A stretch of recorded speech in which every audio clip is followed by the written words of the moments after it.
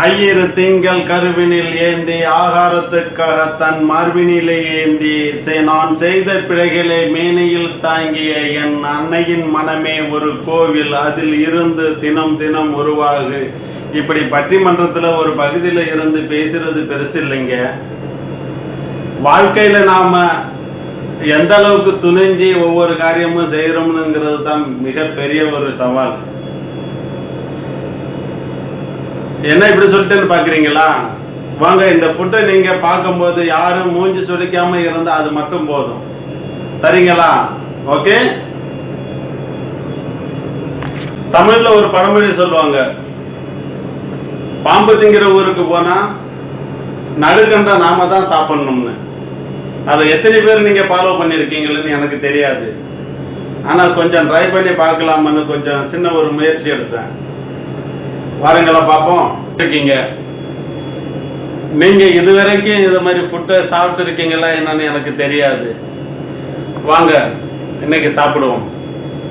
பாருங்க, எல்லாமே இந்த ஃபுட்டை எப்படி செஞ்சாங்கன்னு எனக்கு தெரியாது. ஆனா இந்த ஃபுட்டை சாப்பிட்றது எப்படின்னுங்கிறது ஃபர்ஸ்ட் எனக்கு உங்களை மாதிரி தான் இருந்துச்சு. சரி, ட்ரை பண்ணி பார்ப்போமா? சரி வாங்க. இது உங்களுக்கே தெரியும், கடல்ல கிடைக்கும் நிறையா. நீங்க பார்த்துருப்பீங்க, ஒவ்வொரு இடங்கள்லயும் ஒவ்வொரு பேர் சொல்லுவாங்க இதுக்கு. இதோட உண்மையான பேர் என்னன்னுங்கிறது எனக்கு தெரியாது. நிறைய இடங்கள்ல நிறைய பேர்கள் சொல்லுவாங்க. இதை முழுசா எடுத்து, ஆனா இது கொஞ்சம் டேஞ்சரஸா உள்ளது. அந்த முள்ளு கையில பட்டா கையெல்லாம் ஒரு மாதிரி இதாகிறதுக்கு வாய்ப்புகள் இருக்குது. இது தரட்ட முள்ளுன்னு சொல்லுவாங்க. இது ரவுண்டா இருக்கும். அதை ஒரு சைடில் கட் பண்ணிட்டு, மற்றபடி அதுக்குள்ள உள்ள சதைகள், அப்புறம் நிறைய கோதுமை, மற்ற சைடிஸ் எல்லாமே சேர்த்து அதுக்குள்ள வச்சு சமைச்சிருக்காங்க. பாருங்க, இந்த இருக்கு சமைச்சிருக்காங்க. இது சாப்பிட்றது ஈஸி தான் சாப்பிட்றது. ஸ்பூனு சாப்பாடு எல்லாமே ஒவ்வொரு விதங்கள். இப்படி தான் சாப்பிட்றது. ஸ்பூன் அதில் கொஞ்சம் கொஞ்சமாக எடுத்து அது மாதிரி வச்சு சாப்பிட்லாம்.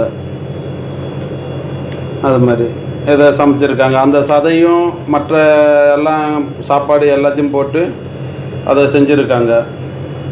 இதை பாருங்க, அது மாதிரி பண்ணியிருக்காங்க. இது ஆனால் உங்களை போல தான் இது. ஃபர்ஸ்ட் நான் கண்டதுமே எனக்கும் ஒரு மாதிரியாக தான் இருந்துச்சு. பாருங்க, நல்லா கிளீன் பண்ணியிருக்காங்க. ஆனால் எந்த ஒரு இதுவும் இல்லை. அதை எடுத்துட்டு அந்த சதையெல்லாம் எடுத்து அதில் ஒரு மாதிரி இருக்கும், அதெல்லாம் எடுத்துட்டு நல்லா கிளீன் பண்ணியிருக்காங்க. இந்த பாருங்க, பேக் சைடில் அந்த முள் ஒரு பகுதி அப்படியே இருக்கு. நம்ம தேங்காய் உடைக்கிற மாதிரி உடைச்சி அந்த ஒரு சைடில் உள்ளதை எல்லாத்தையும் கிளீன் பண்ணிட்டு சமைச்சிருக்காங்க. இந்த சீ ஃபுட்டு வந்து நீங்க எத்தனை பேர் விரும்புறீங்க? யார் யாருக்கு வேணுங்கிறவங்கெல்லாம் லைக் பண்ணுங்க, கமெண்ட் அடிங்க முதல்ல. சரிங்களா?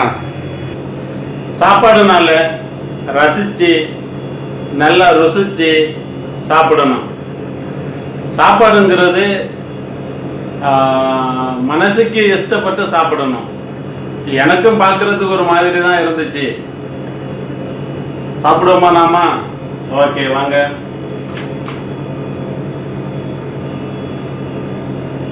இந்த பாருங்க,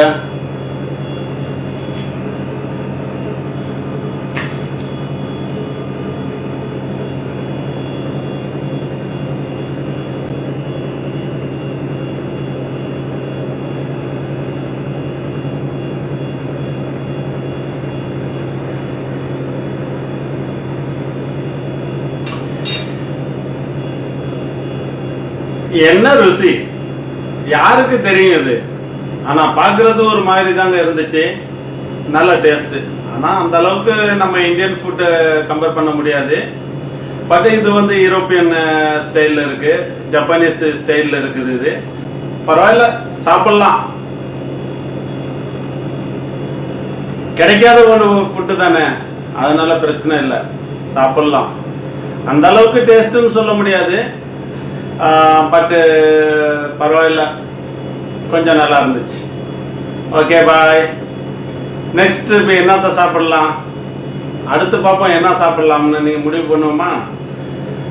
எதை சாப்பிட்டதுக்கு யாரும் லைக் போடக்கூடாது, ஒன்லி கமாண்ட். Okay okay.